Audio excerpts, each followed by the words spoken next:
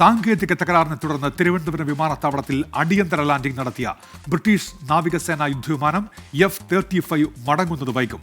Hydraulic സംവിധാനത്തിലുണ്ടായ ഗുരുതര തകരാർ പരിഹരിക്കാൻ ബ്രിട്ടനിൽ നിന്ന് വിദഗ്ധർ എത്തണം. ഇന്തോ പസഫിക് മേഖലയിൽ പരീക്ഷണ പറക്കൽ നടത്തിയ യുദ്ധവിമാനം കഴിഞ്ഞ ശനിയാഴ്ച രാത്രിയാണ് തിരുവനന്തപുരത്ത് അടിയന്തരമായി ഇറക്കിയത്.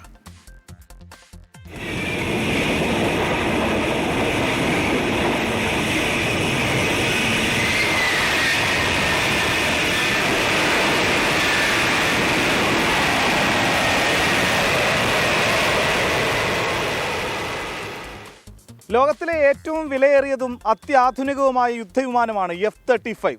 ഇറാനെതിരായ ഇസ്രയേലിൻ്റെ വ്യോമാക്രമണത്തിലെ മുൻനിര പോരാളി. 5ാം തലമുറയിൽപ്പെട്ട ഈ യുദ്ധവിമാനത്തിനെ കണ്ടെത്താൻ റഡാറുകൾക്ക് പോലും അസാധ്യമാണ്.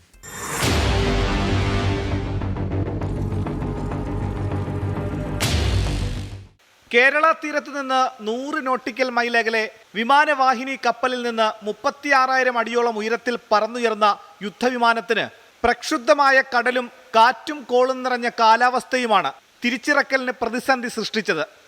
ഏറെ നേരം ആകാശത്ത് വട്ടമിട്ടു പറന്ന വിമാനത്തിനൊടുവിൽ ഇന്ത്യൻ പ്രതിരോധ വകുപ്പിന്റെ അനുമതിയോടെ തിരുവനന്തപുരം അന്താരാഷ്ട്ര വിമാനത്താവളത്തിൽ അടിയന്തര ലാൻഡിംഗ് നടത്തേണ്ടി വന്നു. ഇന്ധനം കുറഞ്ഞതിനെ തുടർന്ന് ഇന്ധനം നിറച്ചു. ഞായറാഴ്ച പറന്നുയരാൻ തീരുമാനിച്ചെങ്കിലും യന്ത്രത്തകരാർ കാരണം സാധിച്ചില്ല.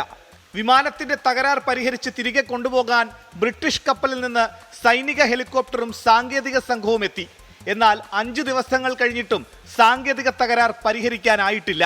ഹൈഡ്രോളിക് സംവിധാനത്തിലെ തകരാറാണ് കാരണമെന്നാണ് സാങ്കേതിക വിദഗ്ധർ ചൂണ്ടിക്കാണിക്കുന്നത്. എങ്കിലും എന്താണ് സാങ്കേതിക തകരാറെന്ന് ഔദ്യോഗികമായി ഇതുവരെയും പുറത്തുവിട്ടിട്ടില്ല. നിലവിൽ CISF സേനാംഗങ്ങളാണ് യുദ്ധവിമാനത്തിന് സുരക്ഷയൊരുക്കുന്നത്.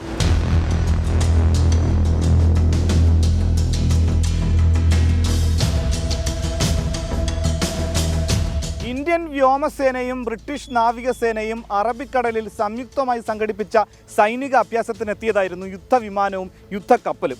ആ നയതന്ത്ര ബന്ധത്തിന്റെ ഭാഗമായി തന്നെ എല്ലാ സഹായങ്ങളും ഒരുക്കുകയാണ് രാജ്യം. ക്യാമറമാൻ AS അഭിജിത്തിനൊപ്പം മനീഷ് മഹിബാൽ, 24 തിരുവനന്തപുരം.